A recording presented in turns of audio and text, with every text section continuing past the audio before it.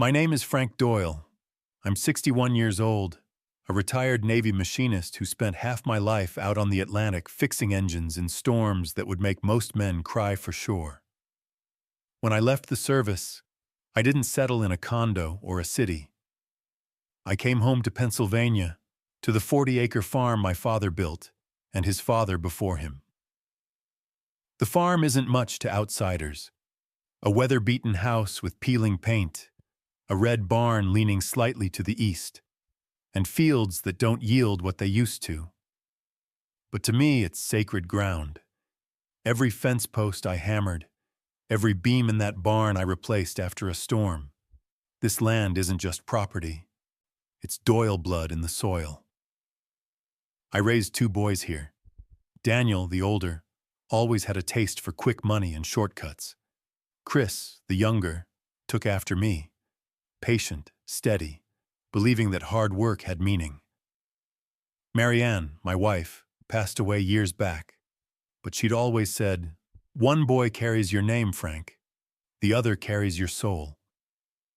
I never forgot that. Life after the Navy was simple. Mornings with black coffee on the porch, afternoons repairing tractors, evenings tending a small garden Marianne planted. I thought I'd live out my years quietly, handing the farm to my grandkids when the time came. Then, one cold March morning, I opened the mailbox and found a thick envelope from a law firm in Pittsburgh. The letter inside made my hands tremble. Notice of pending transfer of deed. The property address was my farm, and at the bottom, scrawled in clumsy ink, was my own signature. Except it wasn't mine. I dropped into the porch chair, the letter shaking in my grip. Someone had forged my name on papers that said the farm would soon belong to a development company. I stared at the bold letters, the legal language that read like a death sentence for everything I'd built. Inside the house, the clock ticked steady, but my world tilted. I thought of Marianne's roses, of Chris's laughter as a boy, of the promise I made that this land would always stay in the family. And then I thought of Daniel. The envelope listed him as co-signatory. My stomach turned. That night, when he came by with his wife, he smiled too easily, poured himself a drink like he owned the place. My eyes followed him across the kitchen, and I knew. I didn't need the courts or a lawyer to tell me whose hand had guided the pen. I folded the letter back into its envelope, slid it into my jacket pocket, and whispered to myself, if he thinks he can steal this farm from me, he doesn't know the man who raised him. The morning after I found that letter, Daniel showed up in his shiny Ford F-150, music blaring, wife in the passenger seat wearing sunglasses even though the sky was gray. He strutted into the kitchen like he already owned the place. "Dad," he said, sliding a folder across the table, "all you need to do is sign these. It'll clean up the taxes, make life easier for everyone. You won't have to worry about property upkeep anymore." I opened the folder. Contracts, legal jargon, all pointing to one thing: my farm being transferred to Ridgewood Development, a corporation I'd never heard of. I looked Daniel dead in the eye. "I already saw the letter. I know what you're doing. You forged my name." He didn't flinch.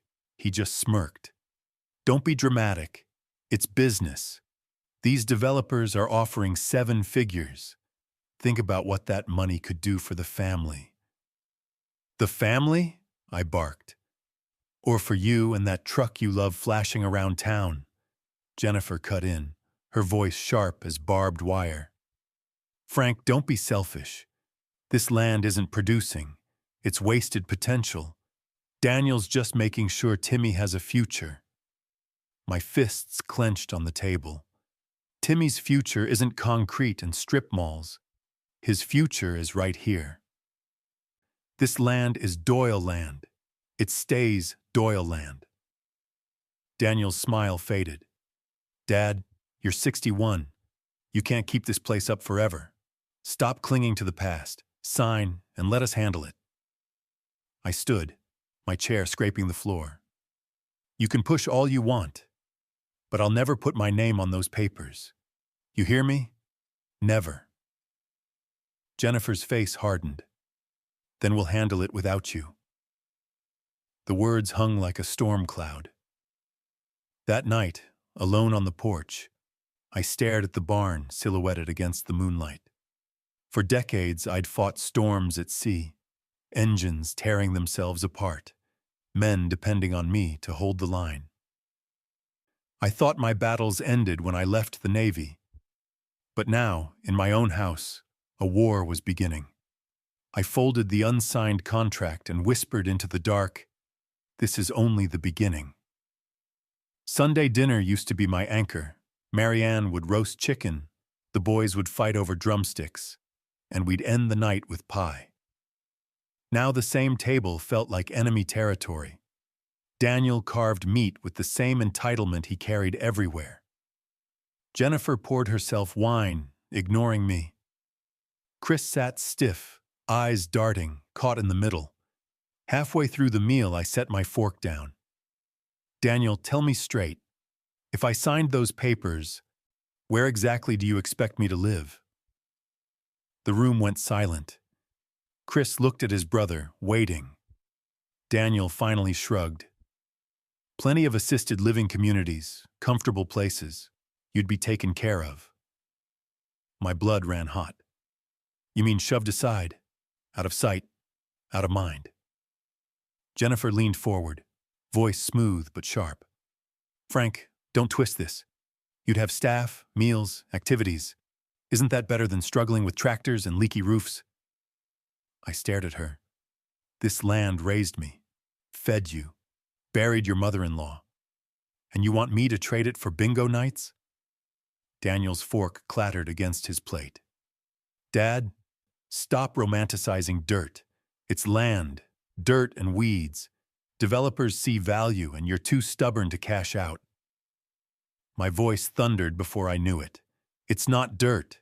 It's our name, Doyle Land, and you'll regret the day you tried to steal it."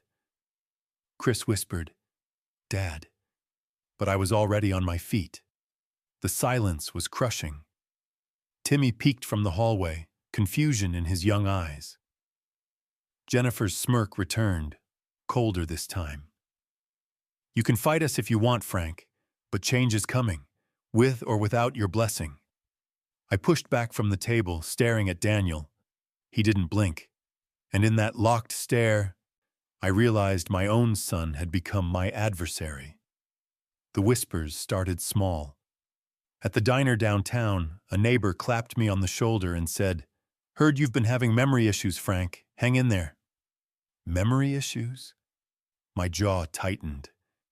2 days later, old Mrs. Hensley from church leaned close and whispered, "Don't worry, dear. Assisted living isn't shameful. Everyone's talking about it." I didn't need to ask where the rumor began. Jennifer had a tongue sharp enough to cut steel, and Daniel gave her cover. The betrayal sank deeper when I found myself locked out of my own kitchen. I'd gone out to the barn for tools, returned 15 minutes later, and my key wouldn't turn. Jennifer opened the door slowly, smiling too sweet. "Oh, sorry, Frank. We had the locksmith come by. Mark forgot to give you the new set." She didn't hand me one.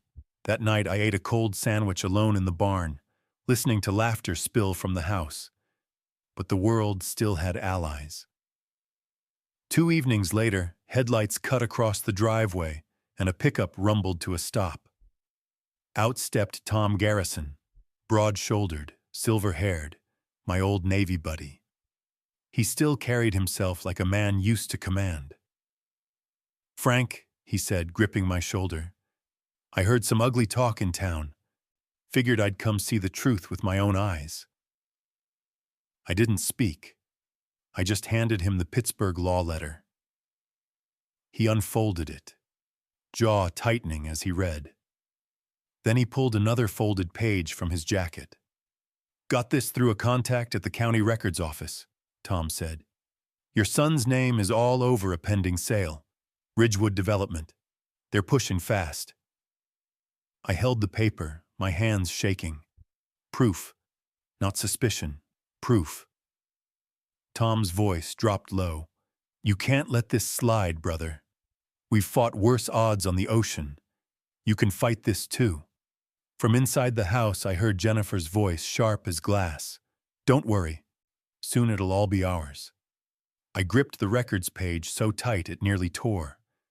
I looked Tom in the eye and said, if they want a war over this land, then by God, they'll get one. That night, I returned from checking fence lines to find the front door dead-bolted. My key was useless. I pounded until Daniel opened it a crack, his face hard. Garage for now, Dad. Too much confusion inside. We'll talk later. He shut the door before I could answer. So I dragged an old blanket to the garage and lay down on a cot between dusty toolboxes and the smell of oil. Dinner was 2 cold leftovers Jennifer shoved onto a paper plate. Not a word. Not a glance. The humiliation cut deeper than the hunger. This was the same house where I taught Daniel to ride a bike, where Marianne and I danced slow on the porch one summer night when a radio played through the open window. Now I was exiled like a tenant who'd overstayed. Past midnight, the side door creaked open. Timmy slipped inside, clutching a flashlight. Grandpa, why are you out here?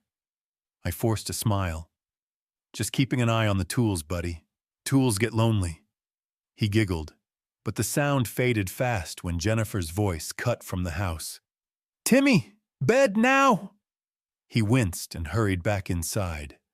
The door slammed. The next morning was worse. When I tried to step out of the garage, I found a new padlock snapped onto the outside latch. Someone had locked me in overnight. I rattled it, shouting until Tom heard from the driveway and forced it off with a crowbar. My hands trembled as I stepped into the daylight.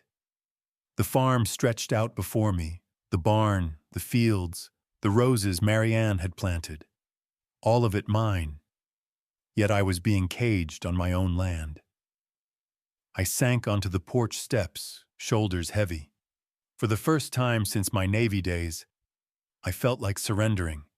But then I caught sight of Marianne's roses, still blooming stubbornly through the frost. And something inside whispered, "You survived storms at sea, Frank. You can survive this." The morning air bit cold through the garage gaps. I sat hunched on the cot, the padlock Tom had broken off lying like an accusation at my feet. For a moment I wondered if Daniel and Jennifer had finally won, if humiliation had done what storms and war never could. Then Tom walked in carrying 2 mugs of coffee. He set one in my hands. "You look like hell, Frank, but hell doesn't own you. Not yet." I didn't answer.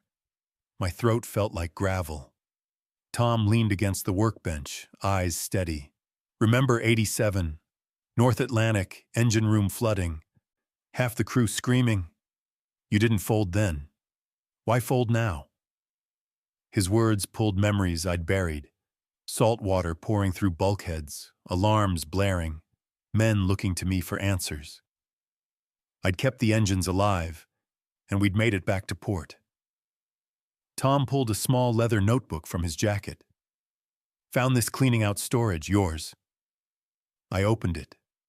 My handwriting, decades old. Daily notes from deployments, pressure readings, crew rosters, sketches of home. At the back, a line I'd scrawled after a near miss. "Never surrender what you can still fight for." The words hit harder than any sermon. I looked at Tom. "They locked me in my own garage, spread lies in town. They're bleeding this farm for a payday." "Then fight," Tom said simply. That night, after the house went quiet, I dug through an old toolbox until my fingers found it. A dusty digital recorder I hadn't touched in years. I pressed the switch. The red light blinked alive. I stared at it for a long moment, then whispered to Marianne's photo hanging on the wall. They wanted me silent. Now I'll let their own words speak. I slipped the recorder into my pocket and walked toward the house, the plan already forming in my mind. That night, the house was quiet except for the hum of the fridge and Jennifer's muffled voice on the phone. I slipped the recorder from my pocket and wedged it deep between the couch cushions. The red light blinked, hidden. From the kitchen, I heard her hiss, "The old man's close to breaking. Just a little more pressure."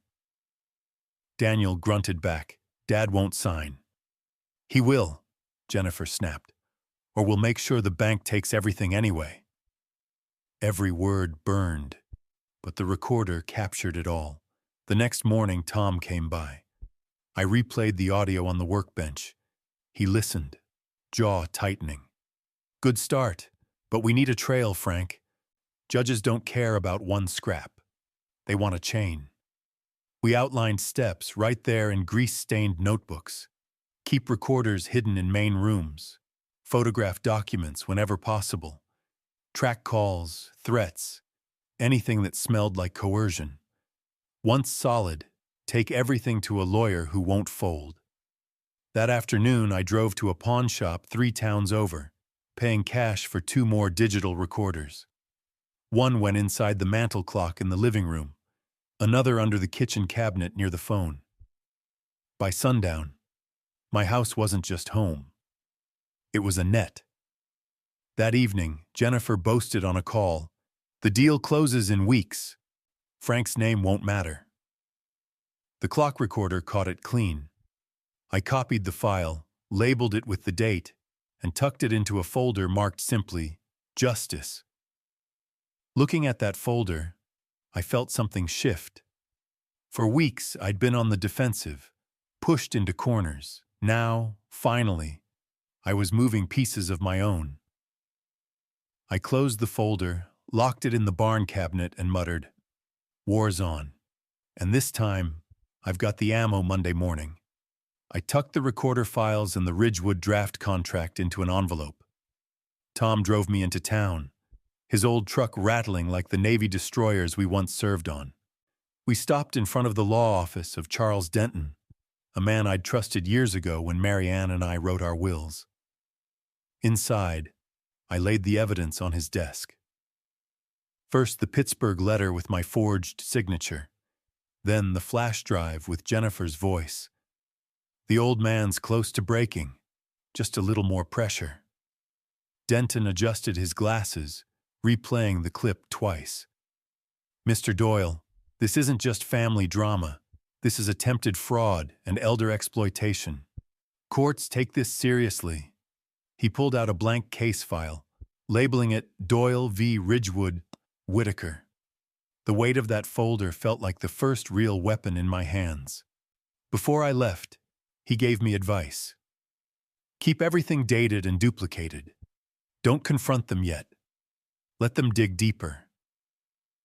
That night, back at the farm, Jennifer strutted through the kitchen on the phone with someone from Ridgewood.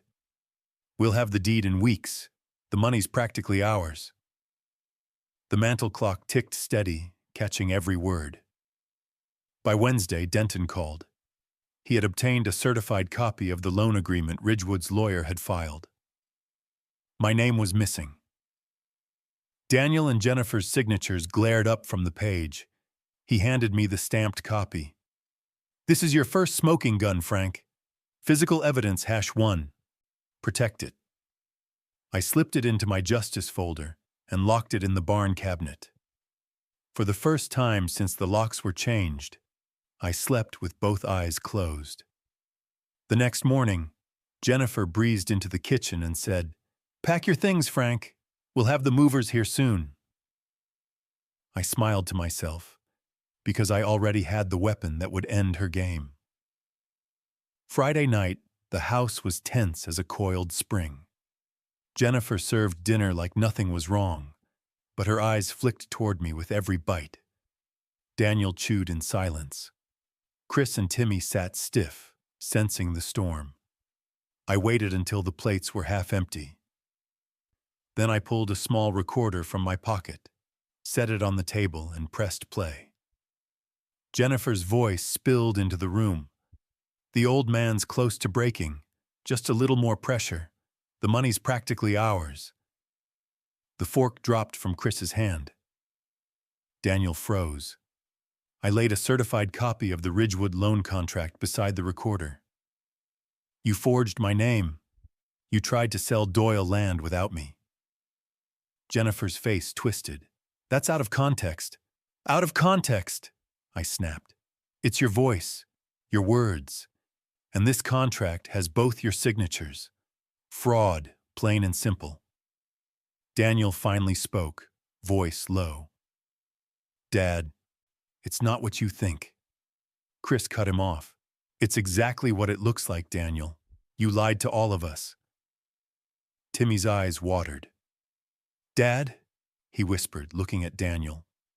Jennifer slammed her fist on the table. Nobody will believe an old man clinging to dirt. We've told everyone in town you're slipping. You think a judge will take your word over ours? I leaned forward, voice steady as steel. Not just my word, evidence, and more is coming. The silence that followed felt heavier than any gale I'd faced at sea. Masks had fallen. Truth lay bare. I stood, folder in hand, and said, This farm stays Doyle land. You just declared war on the wrong man. The week after I dropped the recordings on the table, the house turned hostile. Jennifer barely spoke, except in clipped orders to Daniel. Chris avoided them both, spending more time in the barn with me. Then the threats started. Monday morning, I found an envelope wedged under the barn door. Inside, in rushed handwriting, Leave the farm or you'll regret it. Next time it won't just be locks. No name, but the tone reeked of Jennifer's rage. I slid it into the justice folder. More evidence. That night my phone buzzed with a voicemail. Jennifer's voice, low and venomous. Sign the deed or you'll lose more than a house. I saved the file, sent a copy to Denton. By Wednesday, the power to the barn went dead. Wires had been cut clean, and I found fresh boot prints in the mud leading back toward the house. Tom came by with a new ally, Officer Carter, a retired cop who ran security for the county fairgrounds. Carter listened as I laid out the notes, the voicemail, the recordings. His face stayed stone. This isn't just family tension, Carter said. It's intimidation, fraud, maybe criminal conspiracy. Lucky for you, you documented everything. I'll get certified copies made. If this hits court, you'll be ready. That evening, Jennifer tried one more jab. She cornered me in the hallway, eyes blazing. No judge will take your side, Frank. You're old. You're weak. This farm is ours. I stared her down. Then why are you scared enough to leave threats in the dark? For once, she had no answer. Carter stepped from the shadows behind me and said, Mrs. Whitaker, consider yourself warned. Next move, we take this straight to a judge. Saturday evening, I called a family meeting. Chris sat close to me at the table. Timmy fidgeted beside him. Daniel and Jennifer came in late, whispering to each other, trying to look confident. Without a word, I plugged a flash drive into the TV. The screen lit up with grainy footage from a neighbor's security camera. Jennifer appeared, striding into the Ridgewood Bank branch with a thick folder under her arm. The timestamp matched the day the fraudulent loan papers were filed. Chris's mouth fell open. That's the day you swore Dad was confused, that nothing was happening. Jennifer's voice rose. It's just paperwork. He's twisting it. Officer Carter, seated quietly in the corner, finally spoke. That's physical evidence #2. We pulled the bank's visitor log. It matches the footage. Daniel's face drained of color. "Jen, you told me it was all clean." Jennifer snapped at him, panic in her eyes. "Don't you dare turn on me now. We were doing this for us, for Timmy's future." I leaned forward. "For money, you mean? You tried to bury me alive with lies and padlocks. Now the truth's on screen." Mark, my son who once played baseball in this yard, dropped his gaze. For the first time, he looked ashamed. The balance shifted in that silence. Chris stood and put a hand on my shoulder. Timmy whispered, "Grandpa's telling the truth." Jennifer slammed her fist on the table, but the fight had slipped from her. Daniel pushed back his chair, muttering, "I can't do this anymore," and walked out, leaving Jennifer alone in the wreckage. The courthouse smelled of dust and polish. I sat at the petitioner's table beside Attorney Denton, my justice folder stacked in front of me. Across the aisle, Jennifer fidgeted in a pressed suit. Daniel sat slumped behind her, eyes down. Denton opened with the forged loan documents, certified by the county. Then came the recordings. Jennifer's voice bragging about breaking me. Daniel's admission that Dad won't sign. The judge's eyebrows rose higher with each clip. Carter stepped forward with the neighbor's security footage, time-stamped and logged. Jennifer on screen, entering the bank with Ridgewood's file in hand. "Your Honor," Denton said, "this is a pattern of fraud, intimidation, and exploitation of a senior citizen. Mr. Doyle's property rights were targeted for illegal profit." Jennifer sprang to her feet. "He's lying. He's twisting everything. This is just family business." The judge's gavel cracked. "Sit down, Mrs. Whitaker. This court recognizes criminal intent when it sees it." The ruling came fast. The fraudulent loan voided, the deed reaffirmed under my sole name, Ridgewood barred from further dealings, and Jennifer referred for prosecution. Daniel finally looked at me, lips trembling. He started to speak, but I raised a hand. "Save it for your conscience." When the session ended, I walked out of that courthouse lighter than I'd felt in years. Jennifer was led away, shouting my name like a curse. Daniel trailed after, broken silence his only defense. Then I felt a tug on my coat. Timmy looked up, eyes wide. "Grandpa, can I stay with you tonight?" I bent, pulling him close. "Always." As we stepped into the sunlight, Chris at my side, and Timmy's hand in mine, I knew the battle was over. But the farm and our name had been saved. The farm is quiet again. Not the silence of exile, not the lonely hum of a locked garage, but the kind of quiet that carries peace. I walked the fence line at dawn, coffee in hand, watching the mist rise off fields that nearly slipped from my name. Jennifer is gone, facing charges. Daniel moved out of town, carrying the weight of choices he can't undo. Chris stays close, helping with the work, making sure the Doyle land looks alive again. And Timmy, he runs across the yard laughing, chasing the same barn cats his father once did as a boy. The roses Marianne planted bloom brighter than ever. I talk to her picture sometimes, telling her I kept my promise. No one took what we built. Not even family with greed in their eyes. I didn't walk out of court with millions or applause. I walked out with something more valuable, my dignity, my land, and the proof that I would not be erased.